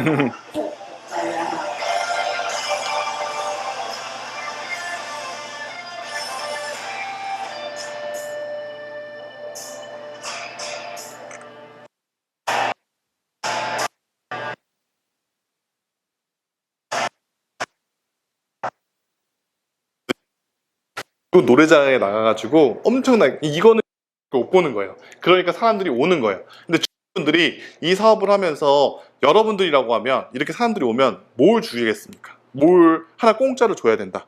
무료로. 뭘 주시면 좋을까요? CD를 주면 좋겠어요. CD. 네. CD도 좋겠네요. 근데 여기선 저라면 제가 여기 동네 기획자라면 저는 막걸리 한 잔씩을 드릴 거예요. 자, 왜 그러냐? 자, 그리고선 누굴 초대하냐? 그 동네 파출 소장님을 제복을 입혀서 입구 쪽에 세워놓을 겁니다. 자, 그러면 막걸리를 하고 이제 기분 좋게 나왔어요. 이 동네는 대리가 있을까요, 없을까요? 없어요. 그런데 경찰이 서 있어요. 음주할 수 있어요, 없어요? 없어요. 그래서 여기는 실제로 에서 게스트하우스를 옆에 운영합니다. 그러면 자연스럽게 혹시 잘 데 없습니까? 라고 물어보면 게스트하우스. 왜 그러냐? 이 동네는 보니까 사람들이 머무는 동네가 아니라 다 떠나는 거예요. 들렸다가 가는.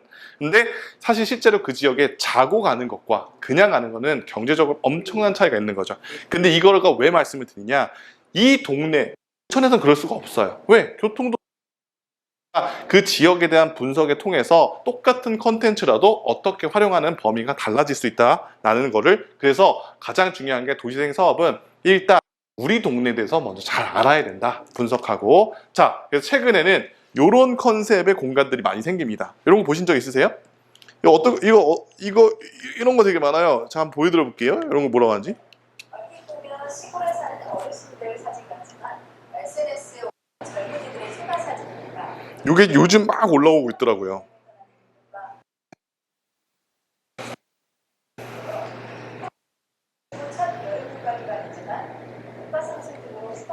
실제로 저희 부여에서 이런 공간을 운영하는 대표님이 있습니다. 자온김 프로젝트라고 하는 프로젝트를 하는데 저 공간을 하루 빌려주고 받는 비용이 30에서 50만 원 받습니다. 되게 놀라운데 정말 예약하기가 힘듭니다. 여러분들 혹시 이거 뭔지 아세요? 이거 들고 있는 거? 여기 켜는 거 아니에요? 저 소금이에요, 소금. 그래서 저희 나이대 정도는 아는데 이 소금을 여기다 딱 넣으면은 여기 태안이거든요. 그러면 여기 맛조개가 뿅 올라와요. 우리는 한번 안 해보셨죠? 우리 선생님 정도 나이 됐는데도 안 해보셨잖아요. 근데 20대는 안 해봤겠죠. 이 재미가 진짜 어디에서 만들 수 없는 프로그램인 거예요. 그래서 최근에 여기 다시 이렇게 유행이 돌아서 여기도 되게 재밌는 게 모자가 좀 다르죠. 베트남 모자잖아요. 이렇게 조금의 변화를 줘서 새로운 트렌드를 만드는. 그래서 이런 식으로. 여기 시골집이에요. 근데 위에다가 이렇게 하니까 동남아 어떤 집 같죠. 그래서 굉장히 이렇게 SNS에 최근에 올라오고 이런 식으로. 뒤에는 또 시골집인데 이렇게 조금 일부 시설을 개선해서 그래서 하나 빌려주는데 하루에 50만 원씩 이렇게 빌려주는 사업도 있고요. 단순하게 하루만 빌려주는 게 아니라 요즘은 이제 한 달 살기 같은 거 되게 많이 해서 이런 한 달 살기 프로젝트로 이런 집들을 한 달에 뭐 한 120만 원에서 150만 원 사이로 빌려줘요. 그래서 어떤 사업하는 사람도 많냐면 지역의 도시재생 사업, 그러니까 시골에서 하시는 분들은 이런 거 매입해가지고 한 달 살기 프로그램인 Live Anywhere라는 사이트가 있습니다. 거기다 올려놔서 실제로 여기 외국 가서 디지털로 하는 직업을 가지신 분들 있으시잖아요. 코로나 터지고 나서 어마어마하게 장사가 잘 됩니다. 어마어마하게 장사가 잘 돼요. 그래서 이런 식으로 하고 이 아산 혹시 온양온천이라고 들어보셨어요? 온양온천. 옛날 땐 진짜 끝내주는 데잖아요. 지금 이제 여기가 온양온천의 모습이에요. 도고라는 데거든요. 자, 한번 제가 영상 보여요. 여기는 제가 왜 가져왔냐? 다른 지역이랑 비슷한데 조금 다른 부분이 있어요.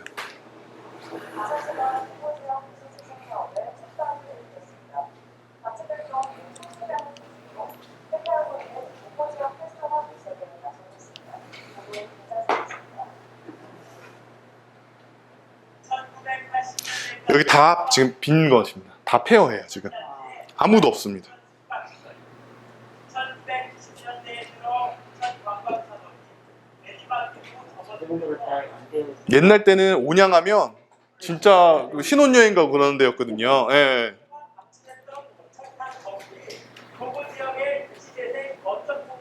자, 그러면 제가 이걸 왜 가져왔냐? 대부분 도시재생 사업을 한다라고 하면 저런 건물 사가지고 어떤 공사업체 시켜가지고 막 리모델링해요. 그러니까 사람들이 이게 무슨 사업인지도 몰라요, 동네 주민분들은.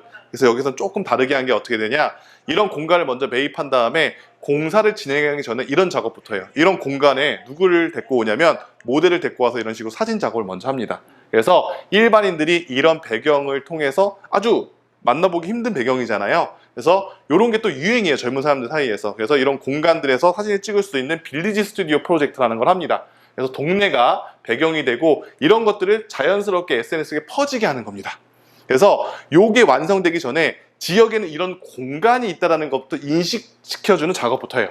그러고서 공간이 개선되면 사람들이 이제 그 공간에 찾아올 수 있도록. 그래서 먼저 사진 찍는 작업. 왜? 돈이 안 드니까.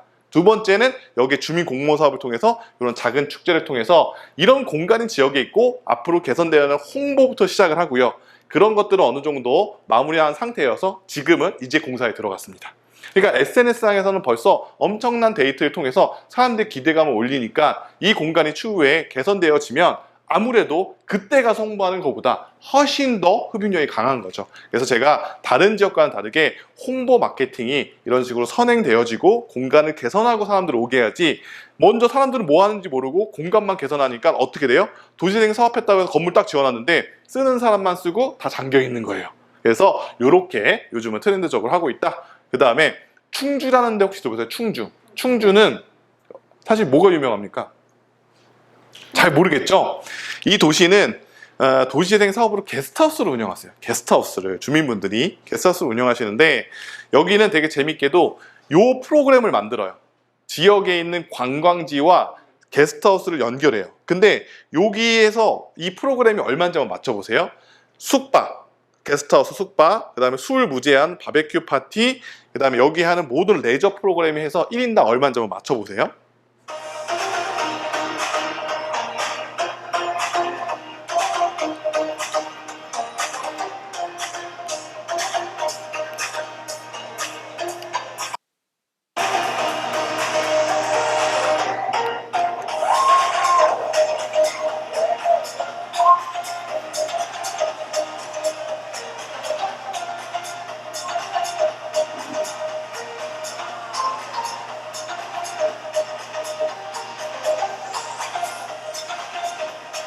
여기 보트도 태워주고요, 요트도 태워주고.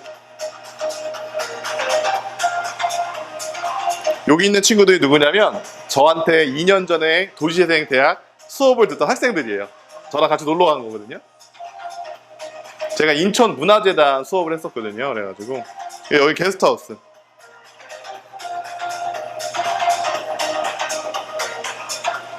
그래서 여기서 바베큐, 음식, 뭐 술, 숙박까지 다 포함된 거. 1인당 얼마 정도 하면은 가시겠습니까? 대략 얼마 정도 할까요? 20만 원. 그쵸? 그 정도는 할 것 같잖아요. 왜? 술도 주고 바베큐도 주고. 얼마냐면 55,000원이에요. 55,000원. 자, 여기는 왜 그러냐? 충주에는 고민이 있었어요. 관광지가 지역에 있는 사람들이 몰라요. 문화관광가라는 데서 고민이었었어요. 그리고 도시재생에서는 이런 공간을 만들었는데 사람들의 고민이에요. 그래서 두 부서가 힘을 합쳐서 지원을 일부 해주고. 이게 왜 중요하냐? 이제는 도시재생 사업이 아까 전에 다른 어떤 과의 사업들과 융합하는 융복합 사업으로 해야지만이 성공할 수 있다. 그래서 여기 사람들이 굉장히 많이 오는데 코로나 터지니까 이거 할 수 있어요, 없어요?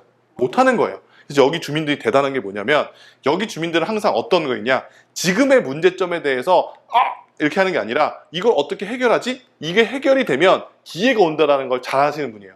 코로나가 터지니까 이게 안 되니까 어떻게 했냐, 동네를 돌아다니다가 우리 지역의 문제점과 부족한 점을 찾았어요. 근데 충주는 이렇게 호들이 많다 보니까 어떤 사람들이 아니면 캠핑카 쪽들이 많아요. 근데 문제는 뭐냐, 이 사람들이 공영주차장에다 그냥 그거를 방치해 놓고 막 해요. 아마 뉴스 같은 거 보셨을 거예요. 찾아가지도 않고. 그래서 저기 문제잖아요. 그래서 그걸 조사합니다. 어떻게? 여러분도 이거 한 달에 몇 번이나 쓰세요? 많이 써봤자 6번도 안 쓴대요. 그러면 이거 안 쓸 때 우리 빌려주세요, 주민들한테. 그래서 어떤 사업을 하냐? 이런 사업을 합니다. 충주 어디나 어디에서나 전화를 하면 이걸 배달해주는 캠핑카를. 네, 그래서 배달의 민족과 에어비앤비가 합친 사업의 형태인 요 고캠핑이라는 사업을 개발합니다. 여기의 장점은 뭐예요? 내가 캠핑카가 있을 필요가 있을까요? 없죠. 도시재생 지원센터는 뭘 지원해주냐? 요거를 운전할 수 있는 자격증을 딸 수 있는 운전면허 지원을 해줍니다. 주민공무원 사업으로. 그러면 이 캠핑카 차주 입장에서는 왜 좋아요? 나는 원래 방치해 놓을 거였는데 여기서 수익이 나면 나는 그냥 할부금 내면 되는 거고, 주민들도 50% 갔거든요. 주민들도 하고. 그래서 이거는 지금 너무 장사가 잘 돼서 충주에서 시작해서 제주도와 이천까지 확대를 했습니다. 지금 현재 하고 있어. 엄청 잘 됩니다. 그래서 이번에 야놀자라는 데 아세요? 혹시 야놀자? 네, 거기와 지금 협업 관계 지금 막 진행하고 있습니다. 너무 아이디어가 좋잖아요. 예를 들면 이런 거예요. 나 지금 월미도에서 자고 싶은데 월미도에다가 지금 캠핑카 한 대 배달해 주세요. 배달해 주는 거예요. 네, 그 지역에서 자기가 원하는 지역으로 배달해준다. 배달해 줘요. 전화만 하면. 이게 왜 그러냐면 원래는 이거를 차에 이렇게 붙이려면 자격증이 있어야 돼요. 그럼 보험도 들어야 되고 뭐 해야 되잖아요. 그러니까 어떻게 보면 되게 새로운 공간에 사실은 다양하게 숙소를 내가 만들 수가 있는 거예요. 이거를 내가 그냥 구매하기에는 사실 부담스럽잖아요, 개인이. 근데 저렇게 내가 예를 들면은 이거가 어떤 거 있냐면 저기도 많이 하시더라고요. 전 몰랐는데 축제 같은 거 할 때 그런 숙소가 없는 지역들 있잖아요. 그러면 이거 한 10대 배달해 주세요. 쫙 10대 깔아놓고 그렇게 축제할 때 어떤 숙소로 쓰고 이런 식으로. 그래서 이게 굉장히 잘 되더라고요. 한번 빌려주면 보통 크기에 따라 좀 다르지만 30에서 50만 원 받아요.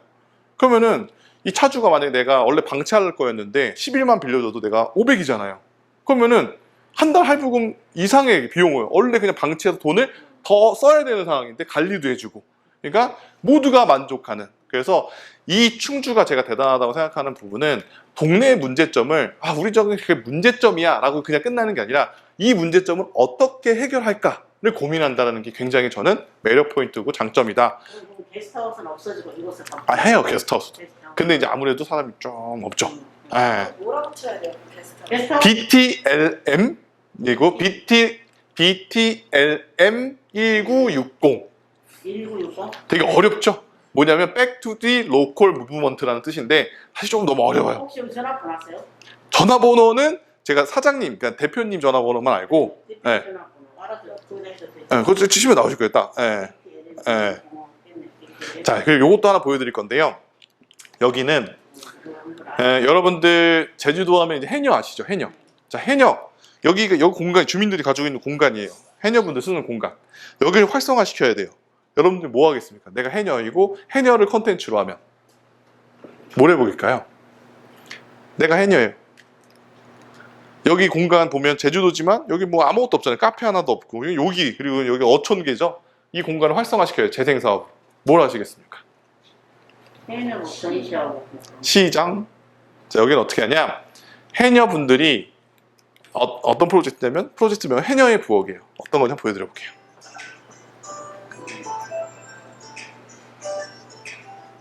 그냥 어떻게 보면은 동네 약간 노인정 같은 느낌이잖아요.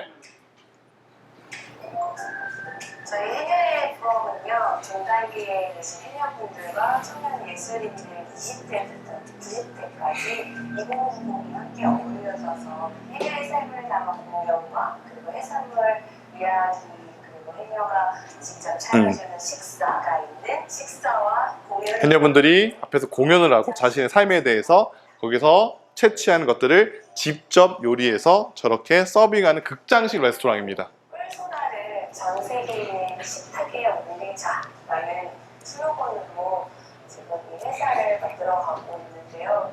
해녀분들이 채취한 이 해산물을 저게 그냥 단순하게 그냥 팔아버리면 10,000원밖에 못 받는 거를 저런 식으로 공연과 함께 곁들이면 50,000원, 100,000원도 살 수 있는 거죠. 계속해서 개발을 해서 해외로 확장을 해나가는데, 그리고 온라인몰을 통해서 더 많은 국내 소비자들에게 전달될 수 있는 이 두 가지의 방향으로 하고 있고요. 차후에는 저희가 해녀분들과 같이 제조해서 식품을 만들어내는 일까지 함께 하고자 합니다.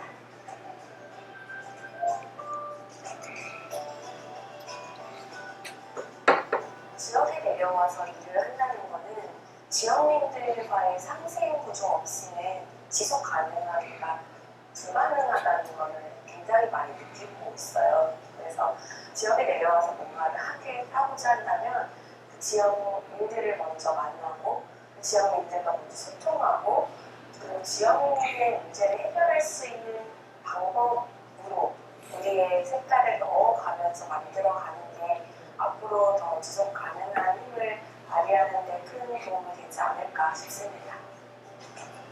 이런 식으로 공연을 보고 요리를 하면서 설명을 해주고 어디에 몸에 좋다. 이런 식으로 서빙도 할 때 이런 식으로 되게 예쁘잖아요. 네. 이런 식으로. 그러니까 원래 있었어요. 해녀라는 어떤 콘텐츠는. 저기다가 조금의 기획을 담으면 사람들이 이제 찾아오는 공간이 되는 거예요. 그러니까 우리가 사실 도시재생 사업에서 많이 실패했던 게 카페를 되게 많이 했었어요. 근데 되게 놀라운 거는 동네에서 카페를 운영하세요. 동네 주민분들이. 근데 그 동네 주민이 100명인데 카페 바리스타 동네에 100명이 주민인데 바리스타 98명인 거예요. 그럼 거기 될까요? 안 되는 거죠. 예. 사람의 이야기를 통해 건강과 교감과 유효를 얻고자 한다면 꼭 한번 해녀의 부엌을 방문해주세요. 감사합니다. 그러니까 도시재생 사업은 어떤 사업이냐고 보냐면 여러분들이 도시재생 사업을 통해서 지역을 활성화시키고 발전시키려면 지역에 대해서 되게 잘 알아야 돼요. 왜 그러냐? 여러분들 의사예요, 여러분들이. 근데 사람은 나이가 들수록 아프잖아요. 근데 우리 선생님과 아픈 곳이 같을까요? 틀릴까요? 다른 거예요. 그 지역도 마찬가지죠. 그 지역이 노후화되는데 그 지역의 문제점은 달라요. 근데 우리는 그동안 도시재생 사업을 어떻게 했냐? 저 노후한 도시가 조금 발전하고 성공한 것들을 어떻게 우리 동네에다 그냥 처방한 거예요.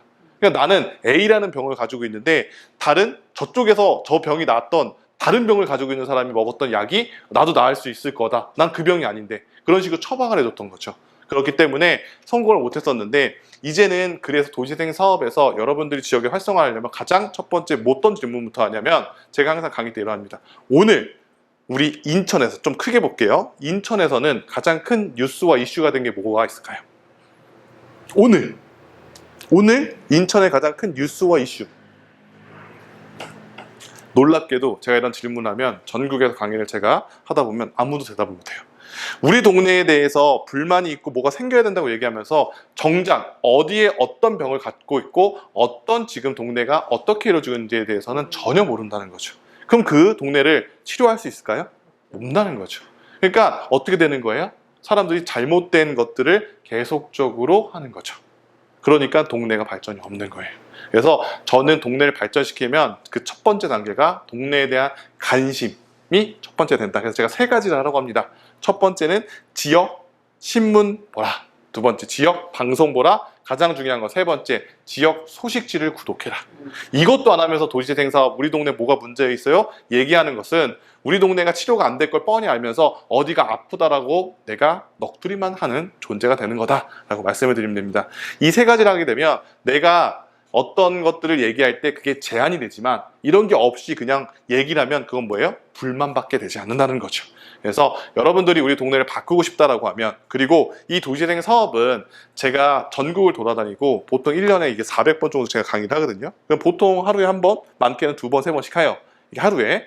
그럼 강의를 하면 그 대부분 대학을 듣는 분들이 연령대가 50대 이상이세요. 그러면 이제 만약에 좀 젊으시잖아요. 그러면 이 분야는 사실은 청년들보다는 기성세대 분들한테 굉장히 기회가 있는 분야입니다. 물론 우리는 청년들을 더 끌어와야 되는 건 맞지만 지금의 중심을 이루고 있는 90%는 사실 도시재생 사업은 중년층, 노년층이라고 보시면 돼요. 그렇기 때문에 다른 분야와는 다르게 내가 조금만 관심 갖고 열심히 하면 더 사실은 엄청나게 다른 분야보다도 어떤 그 기회가 있어요. 그래서 저처럼 강사를 하시는 분도 있어요. 저처럼 주민으로 시작해서 여러분들 또래 분들이 더 많습니다. 그래서 자, 제가 도시재생 사업을 좀 이제 설명을 조금 이게 변한 것만 좀 말씀을 드리자면 이번에 28일 날 정권이 바뀌면서 많이 바뀌었는데요. 예전에는 사업이 5가지 유형이었잖아요. 우리 아까 공부했잖아요. 지금은 어떻게 바뀌었냐? 2가지 유형으로 바뀌었습니다. 경제재생과 지역특화재생 이렇게 2가지 파트로 바뀌었어요. 자, 여러분들 보시다시피 이제 뭘 강조하겠다? 이제는 상권 위주로 가겠다는 거예요. 아까 3단계, 4단계 있죠. 이런 사업 베이스로 하겠다. 그래서 이제는 옛날 때는 카페를 주면은 공동체가 운영했잖아요. 그거 안 돼. 이제 어떻게 하겠다? 이제 어떻게 하겠다는 거야? 잘하는 팀 맡겨서 이제는 고용하겠다는 거예요. 공동 주인이 아니라 잘하는 한테 맡기고 고용해서 돈 벌어서 지속성 하겠다. 그러니까 경제적인 측면을 좀 우선하는 거예요. 공동체보다. 그러니까 지금의 사실은 정권 자체는 약간 경제 우선이잖아요. 공동체보다. 그래서 그런 식으로 기조가 바뀌었다라고 보시면 될 것 같고요. 조금 보면은 예전에는 작은 사업들을 했다면 이제는 어떻게 하겠다? 동네 이런 짜잘한 사업들을 안 하고 큰 대형 시설을 하겠다. 어떻게? 이런 것들. 김포공항 지금 개발해서 이렇게 하는 사업들. 그 다음에 이런 사업들. 여기가 저희는 제가 이제 했던 천안이거든요. 이런 식으로 싹 없애버리고 아파트 져버리고 그래서 아파트도 재생사업에 포함된다 하는 게 이런 겁니다. 그래서 여긴 임대주택이에요. 공공에서 부지를 대고 민간 기업이 들어와서 분양하고 그 다음에 그 동네에 뭐 수영장부터 복합시설 해가지고 앵커시설 딱 만들겠다. 뭐랑 똑같냐면 파리에 에펠탑 있잖아요. 에펠탑 같은 그런 앵커시설, 사람들이 모이는 시설 딱 만들어서 그 주변에 그냥 알아서 상권이 붙게 하겠다. 좀 걱정이 있죠, 사실. 그건 좀 네. 문제가 있었다. 그렇게 하면. 아까 선도랑 뉴딜이랑 차이점 주체가 제일 큰 차이라고 하셨어요. 네. 그러면 선도대로 다시 돌아간다. 정답이에요. 와, 정확하게 파악하셨네요. 네. 이게 사실은 저희가 그냥 좀 느끼는 거는 다시 선도대로 거의 많이 회귀를 했어요. 그리고 이번 정권에 도시생이라는 표현이 되게 많이 빠졌어요. 빠지고 지금 제가 이제 국토부 지금 자문위원 하고 있는데 제가 분과가 원래 도시생 분과랑 이렇게 신청을 했는데 이름이 뭘로 바뀌었냐면 균형발전으로 바뀌었어요. 균형발전으로. 그리고 이 인천, 경기, 서울은 도시생 사업은 뭘 베이스로 할 거냐? 가장 중요한 거는 아까 말씀드렸던 것 중에 하나가 소규모 주택 정비 사업이라는 게 있어요. 집수리 사업이라. 그게 뭐냐면 우리 표현으로 좀 쉽게 설명하면 작은 재개발이에요. 요거를 더 많이 밀어주고 지방은 이제 말씀하셨듯이 경제적으로 활성화 시켜주는. 지방은? 그래서 수도권과 지방이 조금 다른 투 트랙으로 가겠다. 근데 그게 맞는 것 같아요. 그 부분은. 왜냐면 여기는 사실은 주거가 거의 모자른데 저런 것들이 더 베이스가 돼야 되잖아요. 뭐 임대주택 간다라고 말씀을 드리고요. 그래서 이제 여기 대표적으로 천안에서 이거는 이제 완공된 사업이에요. 타운홀 사업이라고 한번 보여드려 볼게요. 여기는 비용이 예산이 2,400억 든 사업입니다. 여기는 원래는 구청 자리를 민간 기업인 현대건설한테 줘서 밑에 공공시설을 거기서 지어주는 대신에 아파트를 위에다가 힐스테이트를 줘서 분양시켜서 돈을 벌 수 있게. 이런 걸 이제 리츠 방식이라고 합니다. 리츠. 여기 보시면 그 대신 이 아파트 꼭대기층에 이렇게 나와 있어요. 여기. 요건 누가 운영한다? 마을관리협동조합에서 운영을 합니다. 잘 돼요, 여기는. 이게 왜 그러냐면 저희가 계획 단계부터 이런 뭔가 핵심적인 시설, 왜냐면 여기가 천안에서 가장 높거든요. 천안 전면이 다 360도로 보여요. 여기가 구청을 지어줬고 여기가 기숙사예요, 기숙사. 천안은 대학교 다니는 사람들 통합기숙사. 5만 원인데 되게 좋아요. 그러니까 저희가 이 계획할 때 어떻게 했냐? 천안은 관광지가 아니기 때문에 일단은 하려면 사람들이 모이는 시설을 만들어 줘야 된다. 그래서 여기 충남 어린이집, 그다음에 기숙사, 구청. 그러니까 기본적으로 한 몇천 명이 늘은 거잖아요. 기본 상권이.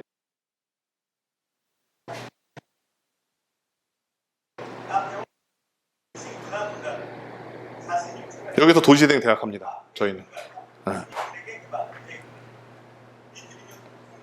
그래서 이제 계획 단계부터 이 계획을 누가 하냐면 도시재생 대학 들었던 분들이 한번 해보실지 모르겠지만 이렇게 포스트잇 붙이는 거 있죠. 그 아이디어로 시작한 거 보시면 돼요. 있는 게 밑에 상가가 있는데 상가가 되게 재밌게도 그 동네에 있는 전통시장 상권과 겹치는 상권은 5년 동안 못 들어와요.